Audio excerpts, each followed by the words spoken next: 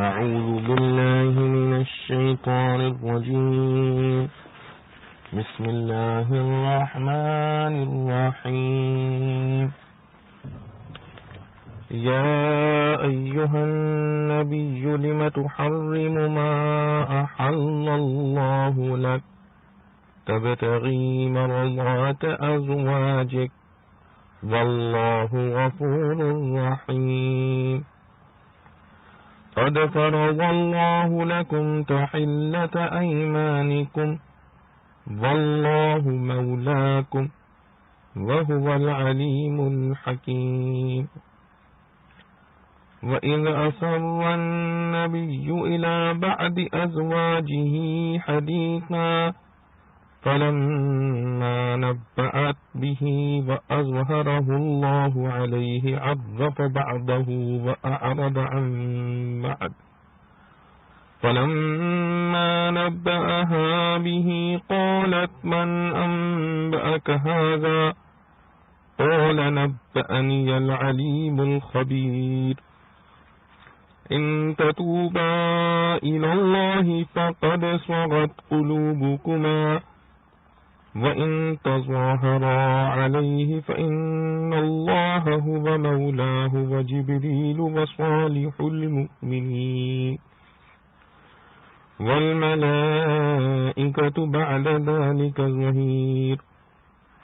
عسى ربه إن طلقكن أن يبدله أزواجا خيرا منكن مسلمات مؤمنات قانتات تائبات عابدات سائحات طيبات وأبكارا. سورۃ التحریم. سورۃ تحریم مدینہ میں نازل ہوئی اور اس کی 12 آیتیں ہیں اور 2 رکوع. شروع اللہ کے نام سے جو بے حد مہربان نہایت رحم والا ہے. اے نبی تو کیوں حرام کرتا ہے جو حلال کیا اللہ نے تجھ پر؟ چاہتا ہے تو رضامندی اپنی عورتوں کی اور اللہ بخشنے والا ہے مہربان. مقرر کر دیا ہے اللہ نے تمہارے لیے کھول ڈالنا تمہاری قسموں کا اور اللہ مالک ہے تمہارا اور وہی ہے سب کچھ جانتا حکمت والا. اور جب چھپا کر کہی نبی نے اپنی کسی عورت سے ایک بات پھر جب اس نے خبر کر دی اس کی اور اللہ نے جتلا دی نبی کو وہ بات جو جتلائی نبی نے اس میں سے کچھ اور سلا دی کچھ. پھر جب وہ بتلائی عورت کو بولی تجھ کو کس نے بتلا دی؟ پھر جب وہ جتلائی عورت کو بولی تجھ کو کس نے بتلا دیے؟ کہا مجھ کو بتایا اس خبر والے واقف نے. اگر تم دونوں توبہ کرتی ہو تو جھک پڑے ہیں دل تمہارے اور اگر تم دونوں چڑھائی کرو گی اس پر تو اللہ ہے اس کا رفیق اور جبرائیل اور نیک بخت ایمان والے اور فرشتے اس کے پیچھے مددگار ہیں. اگر نبی چھوڑ دے تم سب کو ابھی اس کا رب بدلے میں دے دے اس کو عورتیں تم سے بہتر. حکم بردار، یقین رکھنے والیاں، نماز میں کھڑی ہونے والیاں، توبہ کرنے والیاں، بندگی بجا لانے والیاں، روزہ رکھنے والیاں، بیاہیاں اور کنواریاں. خلاصہ تفسیر. اے نبی جس چیز کو اللہ نے آپ کے لیے حلال کیا ہے آپ قسم کھا کر اس کو اپنے اوپر کیوں حرام فرماتے ہیں؟ پھر وہ بھی اپنی بیویوں کی خوشنودی حاصل کرنے کے لیے، یعنی گو کسی مباح کا ترک کر دینا جائز ہے اور اس ترک کا مؤکد بالقسم کرنا بھی کسی مصلحت سے جائز ہے لیکن تاہم خلاف اولا ہے، خصوصاً جبکہ اس کا داعی بھی ضعیف ہو. یعنی بیویوں کی رضا جوئی ایسے امر ہیں جس میں ان کا راضی کرنا ضروری نہ تھا. اور اللہ تعالیٰ بخشنے والا مہربان ہے کہ گناہ تک کو معاف کر دیتا ہے اور آپ سے تو کوئی گناہ بھی نہیں ہوا، اس لیے یہ عتاب نہیں بلکہ شفقتاً ورأفتاً آپ سے کہا جاتا ہے کہ آپ نے ایک جائز نفع کو ترک کر کے کیوں تکلیف اٹھائی. اور چونکہ آپ نے قسم کھا لی تھی اس لیے عام خطاب سے قسم کا کفارہ دینے کی نسبت ارشاد فرماتے ہیں کہ اللہ تعالی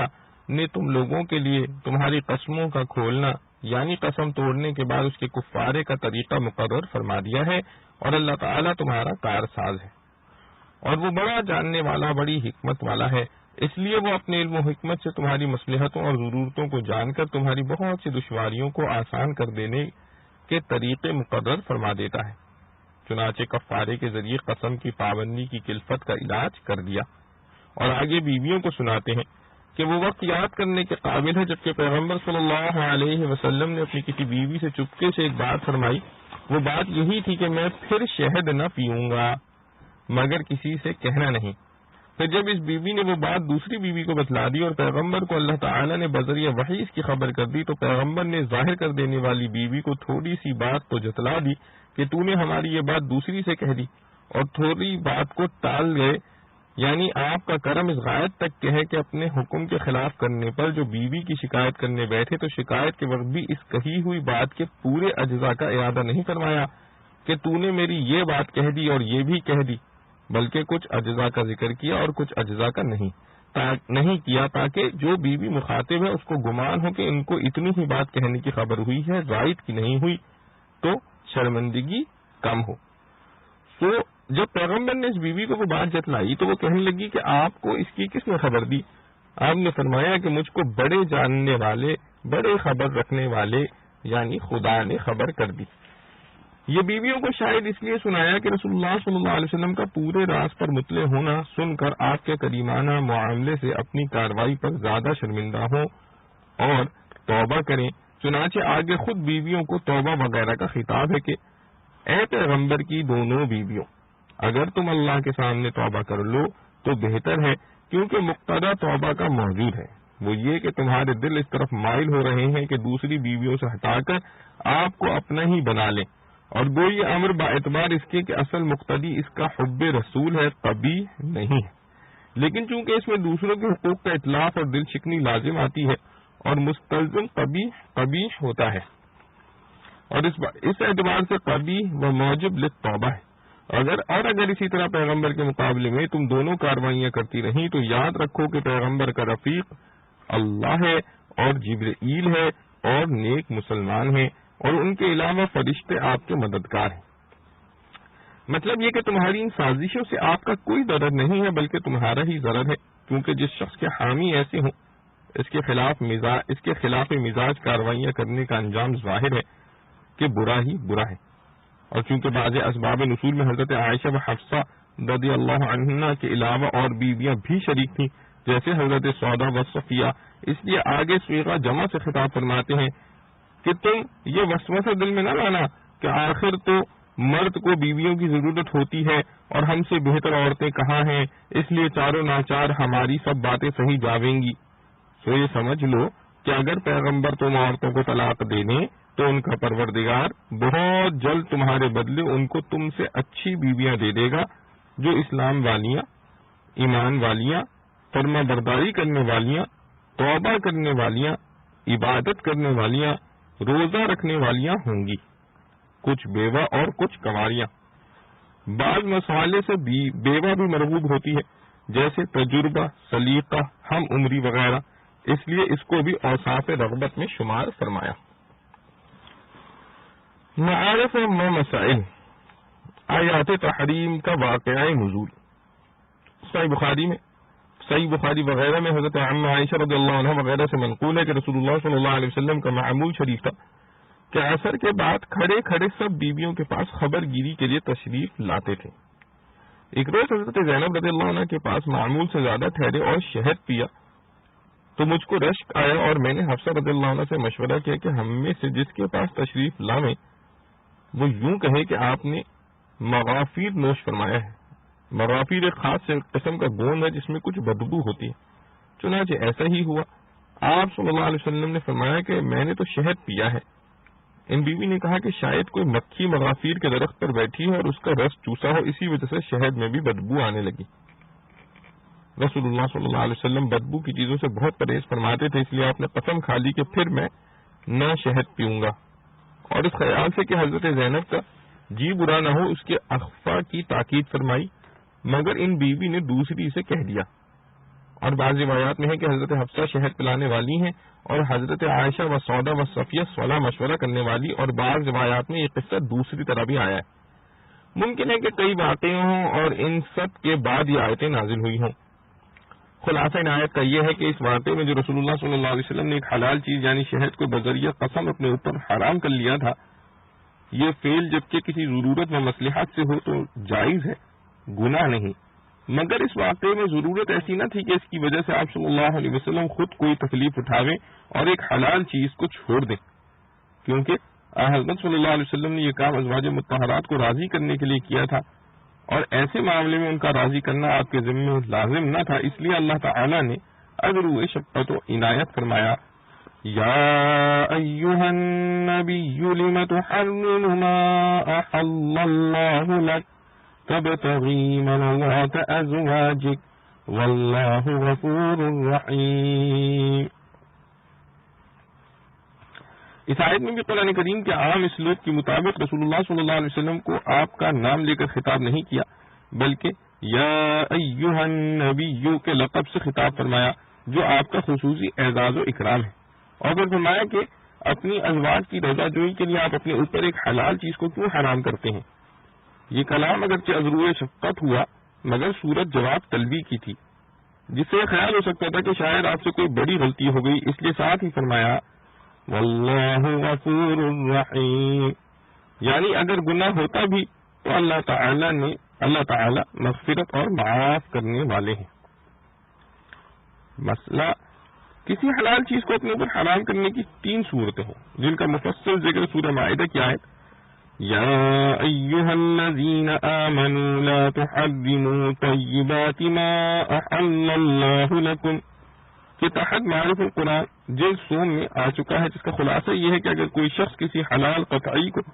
عقیدتاً حرام قرار دے تو یہ کفر اور گناہ عظیم ہے،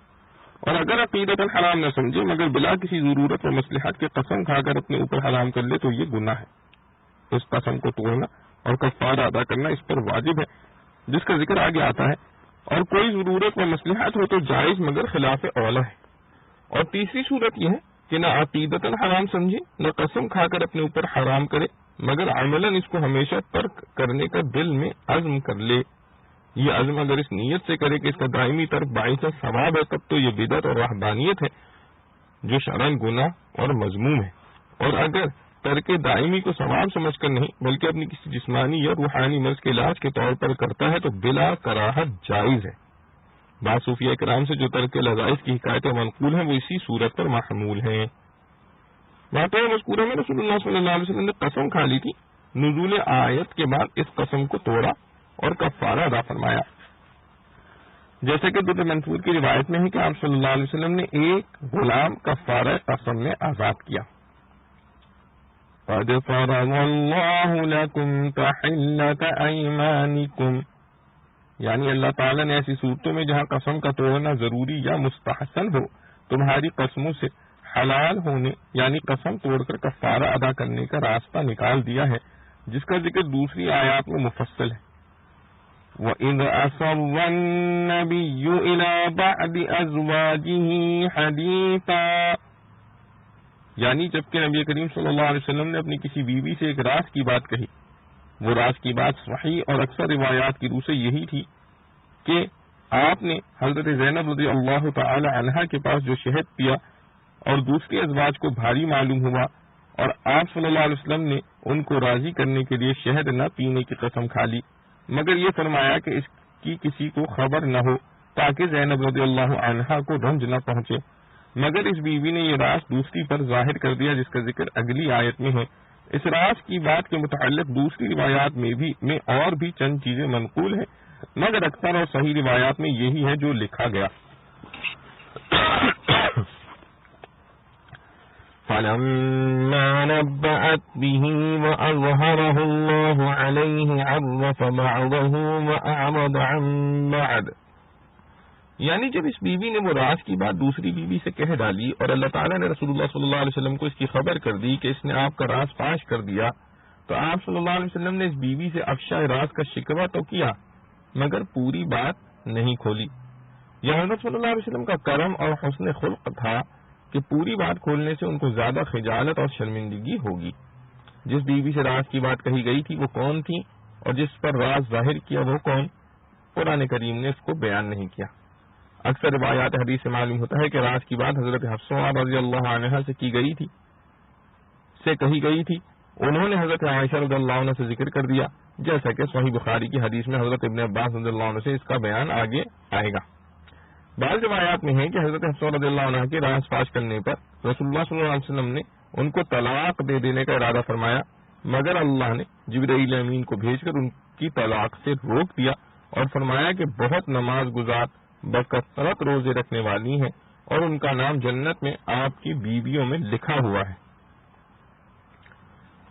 ان تتوبا الى اللہ فقد صغت قلوبکما، ازواج مطہرات میں سے جن دو کا اجمالی ذکر اوپر آیا ہے کہ انہوں نے باہم مشورہ کر کے حضرت صلی اللہ تعالی علیہ وسلم کے شہد پینے پر ایسا طرز اختیار کیا جس سے آپ صلی اللہ علیہ وسلم نے شہد پینے سے قسم کھا لی، اور پھر آپ صلی اللہ علیہ وسلم نے اس کے اخفا کے لیے فرمایا تھا، وہ اخفا نہیں کیا گیا بلکہ ایک نے دوسری پر بات کھول دی۔ یہ دو کون ہیں؟ ان کے متعلق صحیح بخاری وغیرہ میں حضرت ابن عباس رضی اللہ عنہ کی ایک طویل روایت ہے جس میں انہوں نے فرمایا کہ عرصے تک میرے دل میں ایک خواہش تھی کہ میں ان دو عورتوں کے متعلق عمر بن خطاب رضی اللہ عنہ سے دریافت کروں جن کے متعلق قرآن میں آیا ہے ان تتوبا الی اللہ۔ یہاں تک ایک موقع آیا کہ عمر بن خطاب رضی اللہ عنہ حج کے لیے نکلے اور میں شریک سفر ہو گیا۔ دوران سفر میں ایک روز عمر بن خطاب رضی اللہ عنہ قضائے حاجت کے لیے جنگل کی طرف تشریف لے گئے اور واپس آئے تو میں نے وضو کے لیے پانی کا انتظام کر رکھا تھا۔ میں نے آپ کے ہاتھوں پر پانی ڈالا اور وضو کراتے ہوئے میں نے سوال کیا کہ یہ دو عورتیں جن کے متعلق قرآن میں ان تتوبا آیا ہے کون ہیں؟ حضرت عمر رضی اللہ عنہ نے فرمایا آپ سے تعجب ہے کہ آپ کو خبر نہیں، یہ دونوں عورتیں حفصہ اور عائشہ ہیں رضی اللہ عنہ۔ اس کے بعد حضرت عمر رضی اللہ عنہ نے اپنے ایک طویل قصہ اس واقعے سے متعلق ذکر فرمایا جس میں اس واقعے کے پیش آنے سے پہلے کے کچھ حالات بھی بیان فرمائے جن کی پوری تفسیر مظہری میں ہے۔ آیت مذکورہ میں ان دونوں ازواج مطہرات کو مستقل خطاب کر کے ارشاد فرمایا کہ اگر تم توبہ کرو، جیسا کہ اس واقعے کا تقاضا ہے کہ تمہارے دل حق سے مائل ہو گئے، کیونکہ رسول اللہ صلی اللہ علیہ وسلم کی محبت اور آپ کی رضا جوئی ہر مومن کا فرض ہے، مگر تم دونوں نے باہم مشورہ کر کے ایسی صورت اختیار کی جس سے آپ کو تکلیف پہنچی، یہ ایسا گناہ ہے کہ اس سے توبہ کرنا ضروری ہے۔ اور آگے فرمایا وَإِن تَظَاهَرَا عَلَيْهِ فَإِنَّ اللَّهَ هُوَ مَوْلَاهُ وَجِبْرِيلُ، اس میں یہ بتلا دیا کہ اگر تم نے توبہ کر کے رسول اللہ صلی اللہ علیہ وسلم کو راضی نہ کیا تو یہ نہ سمجھو کہ آپ کو کوئی نقصان پہنچے گا، کیونکہ آپ کا تو اللہ مولا اور کفیل ہے، اور جبرائیل امین اور سب نیک مسلمان اور ان کے بعد سب فرشتے،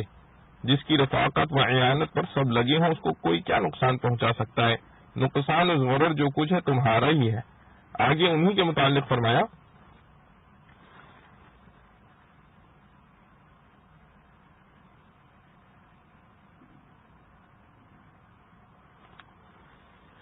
عَسَى رَبُّهُ إِن طَلَّقَكُنَّ أَن يُبْدِلَهُ أَزْوَاجًا خَيْرًا مِّنكُنَّ، اس میں عورتوں کے اس خیال کا جواب ہے کہ اگر ہمیں طلاق دے دی تو ہم جیسی دوسری عورتیں شاید آپ کو نہ ملیں۔ حاصل ارشاد کا یہ ہے کہ اللہ تعالیٰ کی قدرت سے کیا چیز باہر ہے، اگر وہ تمہیں طلاق دے دیں تو وہ تم جیسی ہی نہیں بلکہ تم سے بہتر عورتیں عطا فرما دے گا۔ اس سے یہ لازم نہیں آیا کہ ان سے بہتر عورتیں اس وقت موجود تھیں، ہو سکتا ہے کہ اس وقت نہ ہو، اور جب ضرورت پڑے اللہ تعالیٰ دوسری عورتوں کو ان سے بہتر بنا دیں۔ ان آیات میں جیسا کہ خاص ازواج مطہرات کے اعمال و اخلاق کی اصلاح اور ان کی تعلیب و تربیت کا بیان تھا، آگے عام مومنین کو اس کا حکم دیا گیا ہے۔ یا ایھا الذین آمنوا قوا انفسکم واہلیکم نارا وقودها الناس والحجارۃ علیہا ملائکۃ غلاظ شداد لا یعصون اللہ ما امرهم ویفعلون ما یؤمرون۔ یا ایھا الذین کفروا لا تعتذروا اليوم انما تجزون ما کنتم تعملون۔ اے ایمان والو، بچاؤ اپنی جان کو اور اپنے گھر والوں کو اس آگ سے جس کی چھٹیاں ہیں آدمی اور پتھر، اس پر مقرر ہیں فرشتے تند خو، زبردست نافرمانی نہیں کرتے اللہ کی جو بات فرمائے ان کو، اور وہی کام کرتے ہیں جو ان کو حکم ہو۔ اے منکر ہونے والو، مت بہانے بتلاؤ آج کے دن، وہی بدلہ پاؤ گے جو تم کرتے تھے۔ خلاصہ تفسیر، اے ایمان والو، جب رسول کی بیویوں کو بھی عمل صالح اور اطاعت سے چارہ نہیں، جیسا کہ اوپر معلوم ہوا، اور رسول اللہ صلی اللہ علیہ وسلم بھی اس پر مامور ہیں کہ اپنی ازواج کو نصیحت کر کے عمل صالح پر آمادہ کریں، تو باقی سب امت پر بھی یہ فریضہ اور زیادہ مؤکد ہو گیا کہ اپنے اہل و عیال کی اصلاح، اعمال و اخلاق میں غفلت نہ برتیں۔ اس لیے حکم دیا گیا کہ تم اپنے کو اور اپنے گھر والوں کو دوزخ کی اس آگ سے بچاؤ جس کا ایندھن سوختہ آدمی اور پتھر ہے۔ اپنے کو بچانا خود اطاعت احکام کرنا، اور گھر والوں کو بچانا ان کو احکام الہیہ کا سکھانا اور ان پر عمل کرانے کے لیے زبان سے، ہاتھ سے بقدر امکان کی کوشش کرنا ہے۔ آگے اس آگ کی دوسری حالت کا بیان ہے کہ جس پر تندخو اور مضبوط قوی فرشتے متعین ہیں کہ نہ وہ کسی پر رحم کریں نہ کوئی ان کا مقابلہ کر کے بچ سکے، جو خدا کی ذرا نافرمانی نہیں کرتے کسی بات میں جو ان کو حکم دیتا ہے، اور جو کچھ ان کو حکم دیا جاتا ہے اس کو فوراً بجا لاتے ہیں۔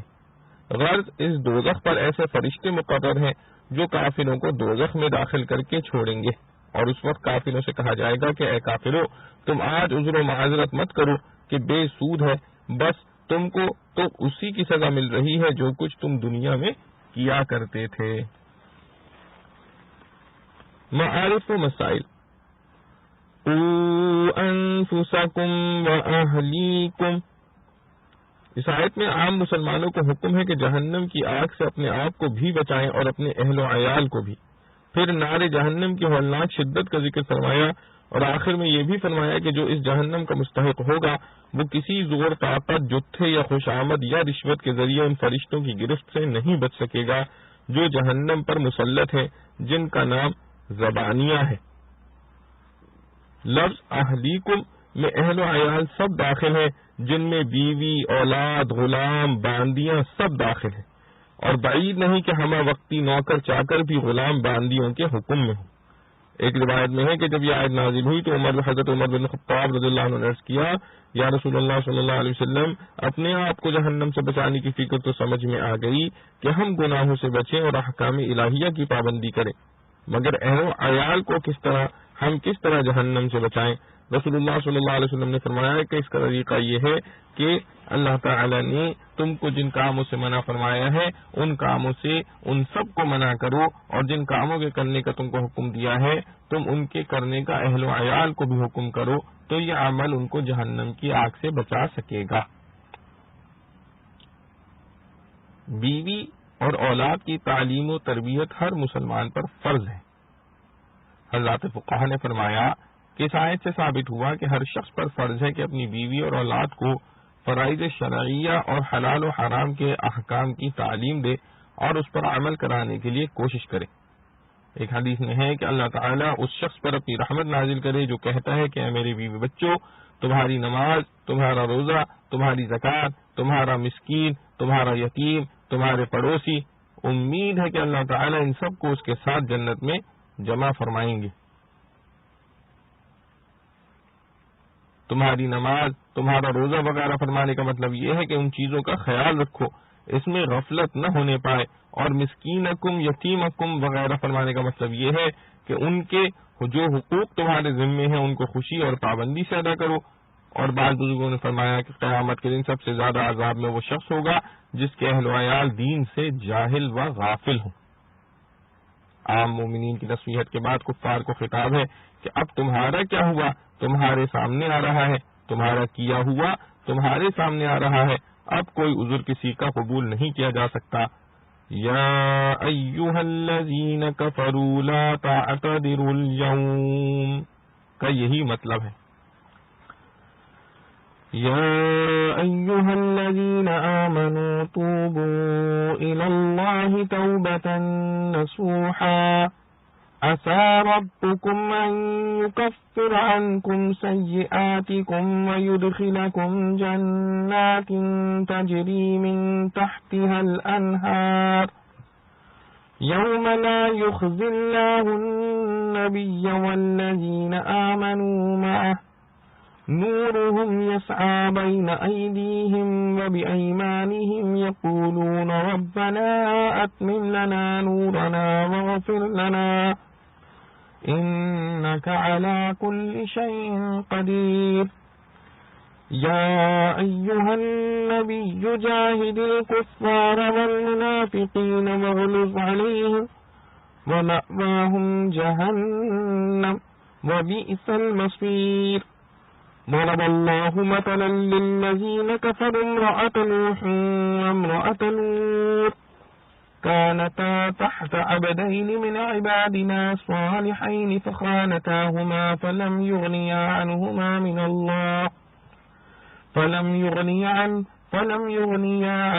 من الله شيئا وقيل ادخلا النار مع الداخلين وضرب الله مثلا للذين آمنوا امرأة فرعون إذ قالت رب ابن لي عندك بيتا في الجنة ونجني من فرعون وعمله ونجني من القوم الظالمين ومريم ابنة عمران التي أحصنت فرجها فنفخنا فيه من روحنا وصدقت بكلمات ربها وكتبه وكانت من القانتين۔ اے ایمان والو، توبہ کرو اللہ کی طرف صاف دل کی توبہ۔ امید ہے تمہارا رب اتار دے تم پر سے تمہاری برائیاں اور داخل کرے تم کو باغوں میں جن کے نیچے بہتی ہیں نہریں، جس دن کے اللہ ذلیل نہ کرے گا نبی کو اور ان لوگوں کو جو یقین لائے ہیں اس کے ساتھ۔ ان کی روشنی دوڑتی ہے ان کے آگے اور ان کے داہنے کہتے ہیں اے رب ہمارے، پوری کر دے ہم کو ہماری روشنی اور معاف کر ہم کو، بے شک تو سب کچھ کر سکتا ہے۔ اے نبی، لڑائی کر منکروں سے اور دغا بازوں سے اور سختی کر ان پر، اور ان کا گھر دوزخ ہے اور بری جگہ جا پہنچے۔ اللہ نے بتلائی ایک مثل منکروں کے واسطے، عورت نوح کی اور عورت لوط کی۔ گھر میں تھیں دونوں، دو نیک بندوں کے، ہمارے نیک بندوں میں سے، پھر انہوں نے ان سے چوری کی، پھر وہ کام نہ آئے ان کے اللہ کے ہاتھ سے کچھ بھی، اور حکم ہوا کہ چلی جاؤ دوزخ میں جانے والوں کے ساتھ۔ اور اللہ نے بتلائی ایک مثل ایمان والوں کے لیے عورت فرعون کی، جب بولی اے رب بنا میرے واسطے اپنے پاس ایک گھر بہشت میں، اور بچا نکال مجھ کو فرعون سے اور اس کے کام سے، اور بچا نکال مجھ کو ظالم لوگوں سے۔ اور مریم بیٹی عمران کی، جس نے روکے رکھا اپنی شہوت کی جگہ کو، پھر ہم نے پھونک دی اس میں ایک اپنی طرف سے جان، اور سچا جانا اپنے رب کی باتوں کو اور اس کی کتابوں کو، اور وہ تھی بندگی کرنے والوں میں۔ خلاصہ تفسیر، ان آیات میں دوزخ سے بچنے کا طریقہ بتلایا گیا ہے، اور وہی اہل و عیال کو بتلا کر جہنم کی آگ سے بچانے کا طریقہ ہے۔ وہ یہ ہے اے ایمان والو، تم اللہ کے سامنے سچی توبہ کرو، یعنی دل میں گناہ پر کامل ندامت ہو اور آئندہ اس کے نہ کرنے کا پختہ قصد ہو۔ اس میں تمام احکام دین، فرائض، واجبات بھی داخل ہو گئے کہ ان کا چھوڑنا گناہ ہے، اور تمام محرمات و مکروہات بھی آ گئے کہ ان کا کرنا گناہ ہے۔ امید یعنی وعدہ ہے کہ تمہارا رب اس توبہ کی بدولت تمہارے گناہ معاف کر دے گا، اور تم کو جنت کے ایسے باغوں میں داخل کرے گا جن کے نیچے نہریں جاری ہوں گی۔ اور یہ اس روز ہوگا جس دن کہ اللہ نبی صلی اللہ علیہ وسلم کو اور جو مسلمان ایمان اور دین کی روح سے ان کے ساتھ ہیں ان کو رسوا نہ کرے گا۔ ان کا نور ان کے داہنے اور ان کے سامنے دوڑتا ہوگا، جیسا کہ سورہ حدید میں گزر چکا ہے، اور وہ یوں دعا کرتے ہوں گے کہ اے ہمارے رب، ہمارے لیے ہمارے اس نور کو اخیر تک رکھیے، یعنی رستے میں گل نہ ہو جاوے، اور ہماری مغفرت فرما دیجیے، آپ ہر شے پر قادر ہیں۔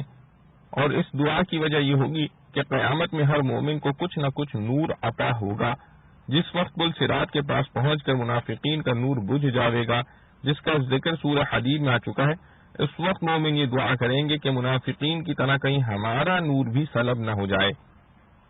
اے نبی صلی اللہ علیہ وسلم، کفار سے بذریعہ تلوار اور منافقین سے بذریعہ زبان و بیان و حجت جہاد کیجیے اور ان پر سختی کیجیے۔ دنیا میں تو یہ سزا کے مستحق ہوئے اور آخرت میں ان کا ٹھکانہ دوزخ ہے اور وہ بری جگہ ہے۔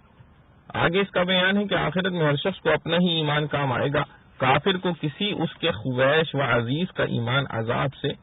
نہ بچائے گا۔ اسی طرح مومن کے خویش و عزیز کافر ہو تو مومن کو اس کا کوئی نقصان نہیں پہنچے گا۔ اللہ تعالی کافروں کی عبرت کے لیے نوح علیہ السلام کی بیوی اور لوط علیہ السلام کی بیوی کا حال بیان فرماتا ہے، وہ دونوں ہمارے خاص بندوں میں سے دو نیک بندوں کے نکاح میں تھیں، سو ان عورتوں نے ان دونوں بندوں کا حق ضائع کیا، یعنی بوجہ ان کے نبی ہونے کے ان کا حق یہ بھی تھا کہ ان پر ایمان لاتی اور دینی احکام میں ان کی اطاعت کرتی، جو انہوں نے نہیں کی۔ تو وہ دونوں نیک بندے اللہ کے مقابلے میں ان کے ذرا کام نہ آ سکے، اور ان دونوں عورتوں کو بوجہ کافر ہو جانے کے حکم ہو گیا کہ تم دونوں بھی دوسرے جہنم میں داخل ہونے والوں کے ساتھ جہنم میں داخل ہو جاؤ۔ یہاں تک کافروں کی عبرت کے لیے واقعہ بیان کیا گیا تھا۔ آگے مسلمانوں کے اطمینان کے لیے فرمایا، اللہ تعالی مسلمانوں کی تسلی کے لیے فرعون کی بیوی حضرت آسیہ کا حال بیان کرتا ہے، جبکہ ان کی بیوی نے دعا کی کہ اے میرے پروردگار، میرے واسطے جنت میں اپنے قرب میں مکان بنائیے اور مجھ کو فرعون کے شر سے اور اس کے عمل کفر کے ضرر اور اثر سے محفوظ رکھیے، اور مجھ کو تمام ظالم یعنی کافر لوگوں کے ظاہری اور باطنی ضرر سے محفوظ رکھیے۔ اور نیز مسلمانوں کی تسلی کے لیے اللہ تعالی عمران کی بیٹی حضرت مریم علیہ السلام کا حال بیان کرتا ہے، جنہوں نے اپنے ناموس کو حرام اور حلال دونوں سے محفوظ رکھا، سو ہم نے ان کے چاہ کے گریبان میں بواسطہ جبرائیل علیہ السلام اپنی روح پھونک دی، اور انہوں نے اپنے پروردگار کے پیغاموں کی جو ملائکہ کے ذریعے پہنچے تھے اور اس کی کتابوں کی جن میں تورات و انجیل بھی ہیں تصدیق کی۔ یہ بیان ہے ان کے عقائد کا، اور وہ اطاعت والوں میں سے تھی۔ یہ بیان ہے ان کے اعمال کا۔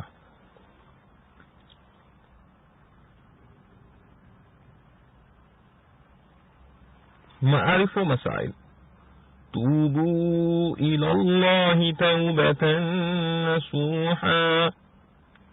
توبہ کے لفظی معنی لوٹنے اور رجوع ہونے کے ہیں، مراد گناہوں سے لوٹنا ہے،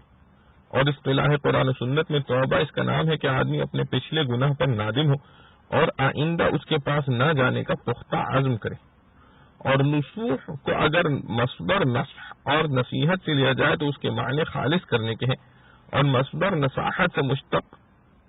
قرار دیں تو اس کے معنی کپڑے کو سینے اور جوڑ لگانے کے ہیں۔ پہلے معنی کے اعتبار سے نصوح کے معنی یہ ہوں گے کہ وہ ریا اور نمود سے خالص ہو، محض اللہ تعالیٰ کی رضا جوئی اور خوف عذاب سے گناہ پر نادم ہو کر اس کو چھوڑ دے۔ اور دوسرے معنی کے اعتبار سے نصوح اس مطلب کے لیے ہوگا کہ اعمال صالحہ کا لباس جو گناہ کی وجہ سے پھٹ گیا ہے تو یہ اس کے خرق یعنی پھٹن کو جوڑنے والی ہے۔ حضرت حسن بصری رحمۃ اللہ نے فرمایا کہ توبہ نصوح یہ ہے کہ آدمی اپنے گزشتہ عمل پر نادم ہو اور پھر اس کی طرف نہ لوٹنے کا پختہ ارادہ اور عزم رکھتا ہو۔ اور کلبی نے فرمایا کہ توبہ نصوح یہ ہے کہ زبان سے استغفار کرے اور دل میں نادم ہو، اور اپنے بدن اور اعضاء کو آئندہ اس گناہ سے روکے۔ اور حضرت علی کرم اللہ وجہہ سے سوال کیا گیا کہ توبہ کیا ہے، تو آپ نے فرمایا جس میں 6 چیزیں جمع ہوں: اپنے گزشتہ برے عمل پر ندامت، جو فرائض و واجبات اللہ تعالی کے چھوٹے ہیں ان کی قضا، کسی کا مال وغیرہ ظلمن لیا تھا تو اس کی واپسی، کسی کو ہاتھ یا زبان سے ستایا اور تکلیف پہنچائی تو اس سے معافی، آئندہ اس گناہ کے پاس نہ جانے کا پختہ عزم و ارادہ، اور یہ کہ جس طرح اس نے اپنے نفس کو اللہ تعالی کی نافرمانی کرتے ہوئے دیکھا ہے اب وہ اطاعت کرتے ہوئے دیکھ لے۔ حضرت علی کرم اللہ وجہہ نے جو شرائط توبہ بیان فرمائی ہیں وہ سبھی کے نزدیک مسلم ہے، بعض نے مختصر بعض نے مفصل بیان کر دیا ہے۔ عسى ربكم ان يكفر عنكم، عسى کا ترجمہ امید ہے، اور یہاں مراد اس سے وعدہ ہے، مگر اس وعدے کو بلفظ امید تعبیر کر کے اس طرف اشارہ کر دیا کہ توبہ ہو یا انسان کے دوسرے اعمال صالحہ، ان میں سے کوئی بھی جنت و مغفرت کی قیمت نہیں، اور نہ اللہ کے ذمے از روئے انصاف یہ لازم آتا ہے جو عمل صالح کرے اس کو ضرور جنت ہی میں داخل کرے، کیونکہ اعمال صالحہ کا ایک بدلہ تو ہر انسان کو دنیاوی زندگی میں عطا ہونے والی نعمتوں سے مل چکا ہے، اس کے بدلے میں از روئے قانون و قاعدہ جنت ملنا ضروری نہیں، وہ محض اللہ تعالی کے فضل و انعام ہی پر موقوف ہے، جیسا کہ حدیث میں ہے کہ رسول اللہ صلی اللہ علیہ وسلم نے فرمایا کہ تم میں سے کسی کو صرف اس کا عمل نجات نہیں دلا سکتا۔ صحابہ نے عرض کیا کہ یا رسول اللہ صلی اللہ علیہ وسلم کیا آپ کو بھی؟ آپ صلی اللہ علیہ وسلم نے فرمایا ہاں مجھے بھی، جب تک کہ اللہ تعالیٰ اپنے فضل و رحمت کا معاملہ نہ فرماویں۔ ضرب الله مثلا للذين كفروا امرأة نوح، آخر سورت میں حق تعالیٰ نے 4 عورتوں کی مثالیں بیان فرمائی ہیں۔ پہلی 2 عورتیں 2 پیغمبروں کی بیویاں ہیں جنہوں نے دین کے معاملے میں اپنے شوہروں کی مخالفت کی، کفار و مشرکین کی امداد و موافقت خفیہ کرتی رہیں، اس کے نتیجے میں جہنم میں گئے۔ اللہ کے مقبول و برگزیدہ پیغمبروں کی زوجیت بھی ان کو عذاب سے نہ بچا سکی۔ ان میں ایک حضرت نوح علیہ السلام کی بیوی ہے جن کا نام باغلہ بیان کیا گیا ہے، اور دوسری حضرت لوط علیہ السلام کی بیوی جس کا نام والہا کہا گیا ہے۔ ان کے ناموں میں اور بھی مختلف اقوال ہیں۔ تیسری وہ حالت ہے جو سب سے بڑے کافر خدائی کے مدعی فرعون کی بیوی تھی، مگر موسیٰ علیہ السلام پر ایمان لے آئی، اس کو اللہ تعالیٰ نے یہ درجہ دیا کہ دنیا ہی میں اس کو جنت کا مقام دکھلا دیا۔ شوہر کی فرعونیت اس کی راہ میں کچھ حائل نہیں ہو سکی۔ چوتھی حضرت مریم علیہ السلام ہے جو کسی کی بیوی نہیں، مگر ایمان اور اعمال صالحہ کی وجہ سے اللہ تعالیٰ نے ان کو یہ درجہ دیا کہ ان کو نبوت کے کمالات عطا فرمائے، اگرچہ جمہور امت کے نزدیک نبی نہیں۔ ان سب مثالوں سے یہ واضح کر دیا کہ ایک مومن کا ایمان اس کے کسی کافر عزیز کے کام نہیں آ سکتا، اور ایک کافر کا کفر اس کے کسی مومن عزیز کو نقصان نہیں پہنچا سکتا۔ اس لیے انبیاء و اولیاء کی بیویاں اس پر بے فکر نہ ہو کہ ہمیں ہمارے شوہروں کی وجہ سے نجات ہو ہی جائے گی، اور کسی کافر فاجر کی بیوی یہ فکر نہ کرے کہ اس کا کفر میرے لیے کسی مضرت کا سبب بن جائے گا، بلکہ ہر ایک مرد و عورت کو اپنے ایمان و عمل کی فکر خود کرنا چاہیے۔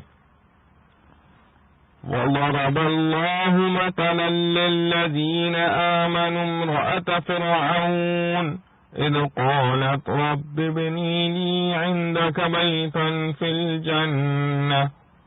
یہ مثال فرعون کی بیوی حضرت آسیہ بنت مزاحم کی ہے۔ جس وقت موسیٰ علیہ السلام جادوگروں کے مقابلے میں کامیاب ہوئے اور جادوگر مسلمان ہو گئے تو اس بیوی نے اپنے ایمان کا اظہار کر دیا۔